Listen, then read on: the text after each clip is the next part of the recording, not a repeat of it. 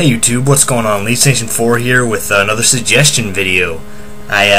From a fellow YouTuber, I received a suggestion for two warriors from one's from Season 1 and one's from Season 2, so I was not at all opposed to doing this. I think this was a good matchup, primarily because they both have big shields. Yes, I am talking about the Roman Centurion and the Spartan. Alright, I guess you probably couldn't have guessed that from the big shields, but whatever, it was a good intro.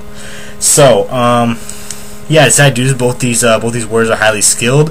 They both use, swords, spears, and whatnot. They both have big shields. They both have armor, so they're very similar. And, one comes from Greece, one comes from Rome. Well, obviously Roman Centurion.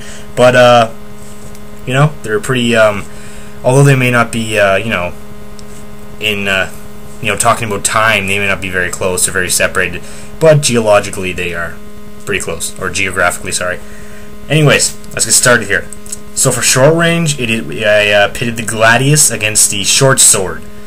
So the Romans had the gladius and the Spartan had the short sword. Alright, so this one, the edge is pretty obvious. I'm going to get the edge here, the gladius. Mainly because it was a sword that all Romans carried, so it must have been pretty trustworthy of a weapon.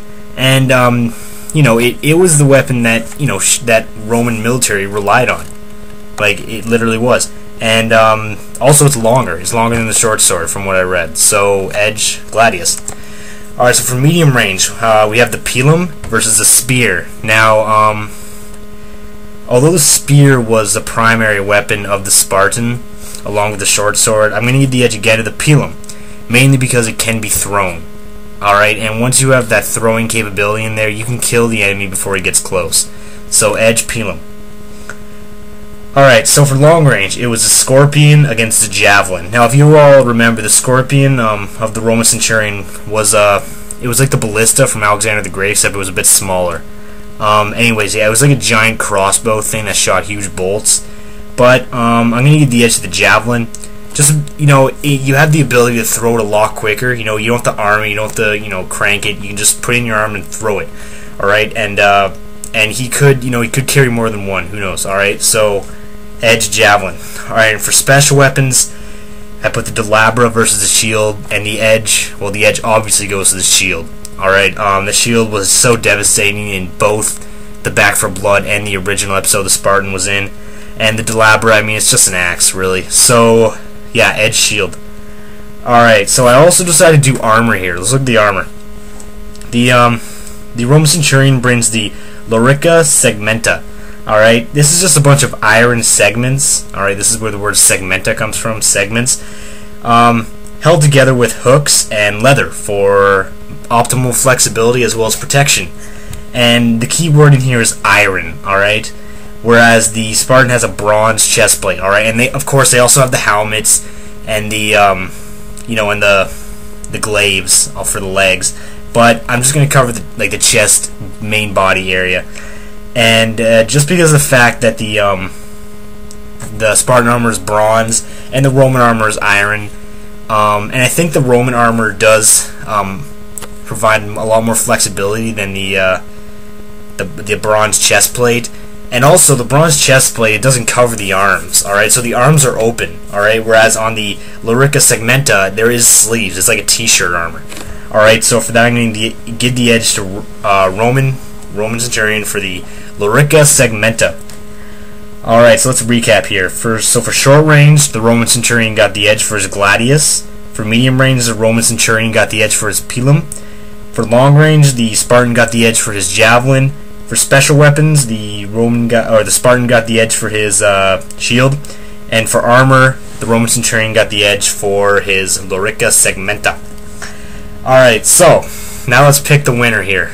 Alright, this is my opinion, and it's cool if you guys, disagree or, want to debate this, whatever. I don't care. I'm up to it. So, I'm just going to go and say it. I think the Roman Centurion would win. Why? Well, here's why. Alright, the reason that the Roman Centurion lost, in my mind, against the Rashford Warrior was simple. It was not his weapons nor his armor. It was the fact that he was used to fighting as a team. All right, he was used to having men around him that, you know, if the soldier next to him fell back, another Roman could come up and fill the spot with equal skill. All right, so he was used to fighting as a unit, whereas the Rashford Warrior was not. He was used to, you know, one-on-one fighting, which gave him a decisive edge, and that's why he really won. All right, and also I think his weapons were a bit better on the Rashford Warrior, but I'm just talking about this right now, mainly because the Spartan is the exact same way. All right, they were used to fighting in a formation called the phalanx. All right, which was it was a tactic that, you know, dominated a lot of ancient Europe. Alexander the Great, that was his big maneuver. All right, so both these warriors used to fight as a team, and so when you put them one-on-one, it doesn't make a difference. All right, they were both used to fighting as a team, so they both had that equal disadvantage of fighting one-on-one. All right, also, although the Spartan shield is so big, the Roman shield is also pretty big too. All right, the Spartan shield might be a bit bigger, but the Roman shield is big enough. All right, and you know, in a way, that shield of the Spartan could be a disadvantage, I guess.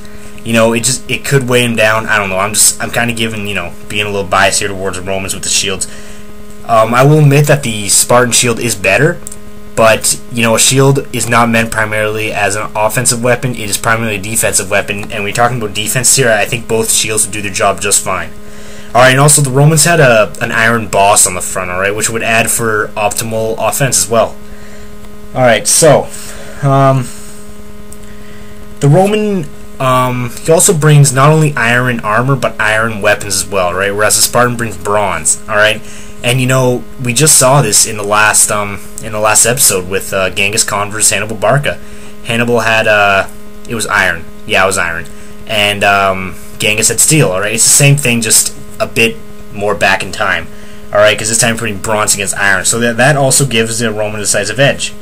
All right, and although the Spartan was so well trained, let's remember here that this is not just a regular Roman legionnaire, alright? This is the Roman Centurion. This is the best of the best. Alright, so they were trained to their maximum capability, just like the Spartans. Alright, and so, you know, to me, it did surprise me that I actually ended up picking the Roman Centurion, because before actually looking at the weapons and the armor, I was all for the Spartan, you know, just for the shield. Alright, and I know some people are going to argue this. They're going to say the Spartan is better, and, you know, I wouldn't be surprised if somebody says that. But, you know, I think I put up some pretty good evidence here and an argument. So, you know, let me know what you think in the comments below. Don't forget to like, rate, and subscribe. And suggest. You know, I'm always open for more suggestions. Yeah, so like I said, I think the Roman would win, just based on his metallurgy. So the metal he was using, which was iron, his armor, and his weapons. Although simple, they were effective. And I think that the pilum, I wouldn't be surprised if it could penetrate the bronze chest plate and or the shield. All right, and once you put a pilum through a shield, he's got to disarm that shield. All right, unless he wants to take the time to pull that thing out. All right, and I think the labra could also penetrate the armor, the helmet, and it could penetrate the shield as well. It was made for that. It had that spike at the end.